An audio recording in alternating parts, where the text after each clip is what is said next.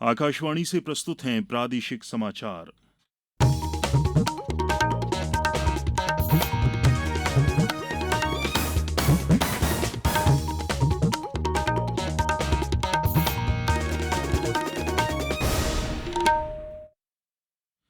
नमस्कार।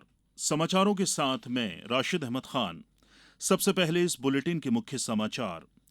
लोकसभा चुनाव के 7वें और अंतिम चरण के लिए नाम दाखिल करने के अंतिम दिन आज प्रधानमंत्री नरेंद्र मोदी ने वाराणसी से भरा नामांकन। प्रदेश भाजपा के नेता अब देश भर में प्रचार के साथ संभाल रहे हैं चुनाव अभियान। प्रदेश में फिर बदले मौसम के तेवर, कई जिलों में तेज हवाओं के साथ बारिश। और आईपीएल क्रिकेट में आज नई दिल्ली में दिल्ली कैपिटल्स का मुकाबला लखनऊ सुपर जायंट्स से होगा। अब समाचार विस्तार से। लोकसभा चुनाव के 7वें और अंतिम चरण के लिए नाम दाखिल करने का आज अंतिम दिन था। प्रधानमंत्री और भारतीय जनता पार्टी के वरिष्ठ नेता नरेंद्र मोदी ने आज वाराणसी निर्वाचन क्षेत्र से नामांकन भरा।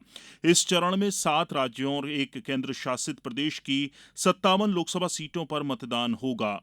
उत्तर प्रदेश और पंजाब की 13-13, पश्चिम बंगाल की 9, बिहार की 8, ओडिशा की 6, हिमाचल प्रदेश की 4, झारखंड की 3 और केंद्र शासित प्रदेश चंडीगढ़ की 1 सीट पर 7वें चरण में वोट डाले जाएंगे।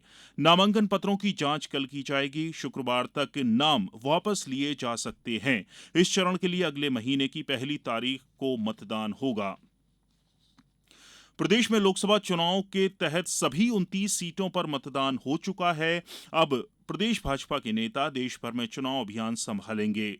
मुख्यमंत्री डॉक्टर मोहन यादव उत्तर प्रदेश और दिल्ली में प्रचार कर रहे हैं। वहीं पूर्व मुख्यमंत्री शिवराज सिंह चौहान दिल्ली और बीडी शर्मा उत्तर प्रदेश में प्रचार कर रहे हैं। मुख्यमंत्री डॉक्टर यादव आज से 19 मई तक चुनावी दौरे पर रहेंगे। डॉक्टर यादव उत्तर प्रदेश की चरखारी विधानसभा पहुंचेंगे। पूर्व मुख्यमंत्री शिवराज सिंह चौहान दिल्ली में जनसभा कर महिला सम्मेलन और दलित सम्मेलन में शामिल होंगे।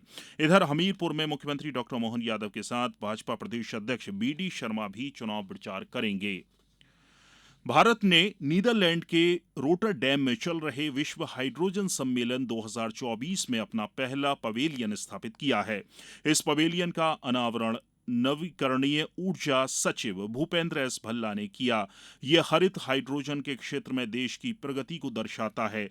इस सम्मेलन में दुनिया भर से लगभग 15,000 प्रतिनिधियों के भाग लेने की उम्मीद है।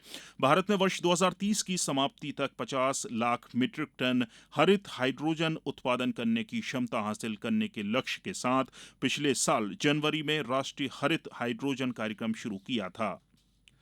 भारत का घरेलू कोयला भंडार इस वर्ष 26% बढ़कर 14 करोड़ 90 लाख टन हो गया है।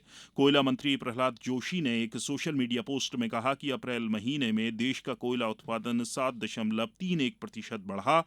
श्री जोशी ने कहा कि कोयला आधारित विद्युत उत्पादन संयंत्रों में कोयले की आपूर्ति प्रति वर्ष 5.43% की दर से बढ़ी है। उन्होंने कहा कि देश कोयले की सर्वाधिक मांग को पूरा करने की स्थिति में है। रामचरितमानस पंचतंत्र और सहृदय लोक लोकन को यूनेस्को के विश्व एशिया प्रशांत क्षेत्रीय अनुस्मरण रजिस्टर में शामिल किया गया है। संस्कृति मंत्रालय ने बताया है कि ये समावेशन भारत की एक गौरव का क्षण है, जिससे देश की समृद्ध साहित्यिक और सांस्कृतिक विरासत की पुष्टि होती है। ये वैश्विक सांस्कृतिक संरक्षण की दिशा में हो रहे प्रयासों को और आगे ले जाने का प्रतीक है, जो हमारी साझा मानवता को आकार देने वाली विविध कथाओं और कलात्मक अभिव्यक्तियों को पहचानने और सुरक्षित रखने के महत्व पर प्रकाश डालता है।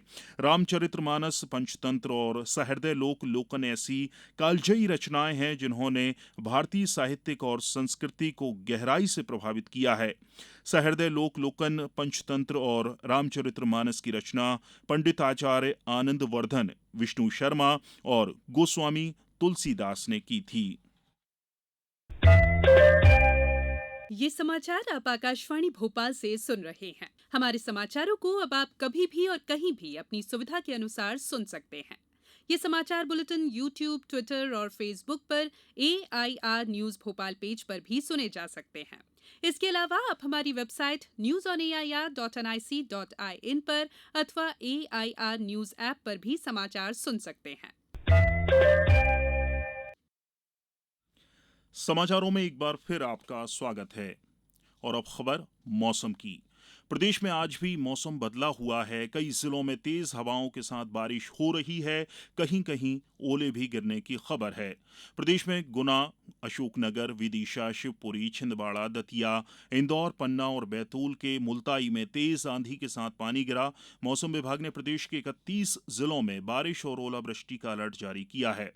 मौसम वैज्ञानिकों के अनुसार 16 मई तक प्रदेश में आंधी बारिश का दौर जारी रहेगा। फ्रांस के कांस में आज 77वां कांस फिल्म महोत्सव शुरू हो गया है। भारत भी इस बार 12 दिवसीय कार्यक्रम में भाग ले रहा है। भारत इस महोत्सव में पहली बार भारत पर्व की मेजबानी कर रहा है। फिल्म महोत्सव में भारतीय पवेलियन भारतीय फिल्म जगत के लिए विभिन्न गतिविधियों में भाग लेने के लिए एक मंच के रूप में कार्य करेगा। भारत पर्व में 55वें भारतीय अंतर्राष्ट्रीय फिल्म महोत्सव के पोस्टर और ट्रेलर का भी अनावरण किया जाएगा। इसका आयोजन 20 से 28 नवंबर के बीच गोवा में किया जाएगा। भारतीय प्रतिनिधि दल में सरकार और फिल्म उद्योग से जुड़े लोग शामिल हैं।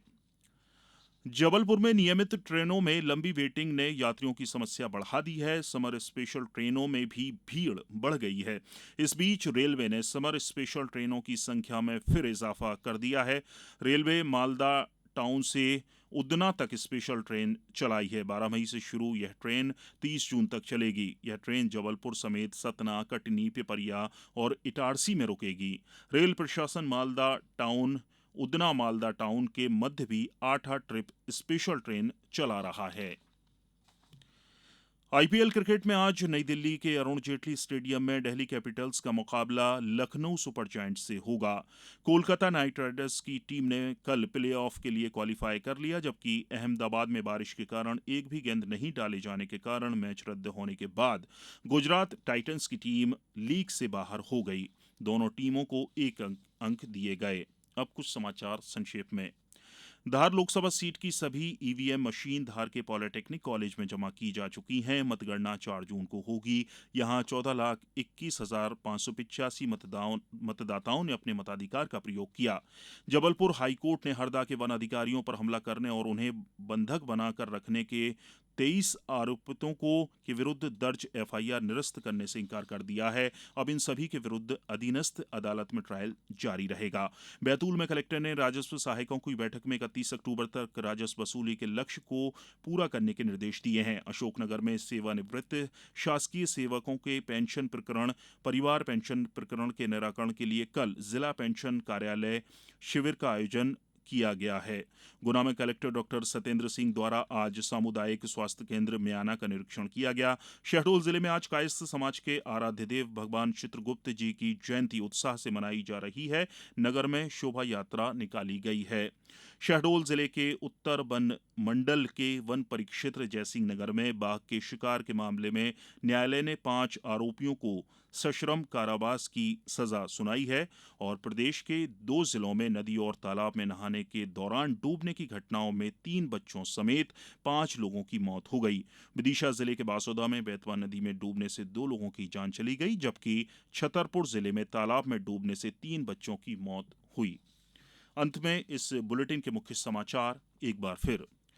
लोकसभा चुनाव के 7वें और अंतिम चरण के लिए नाम दाखिल करने के अंतिम दिन आज प्रधानमंत्री नरेंद्र मोदी ने वाराणसी में भरा नामांकन।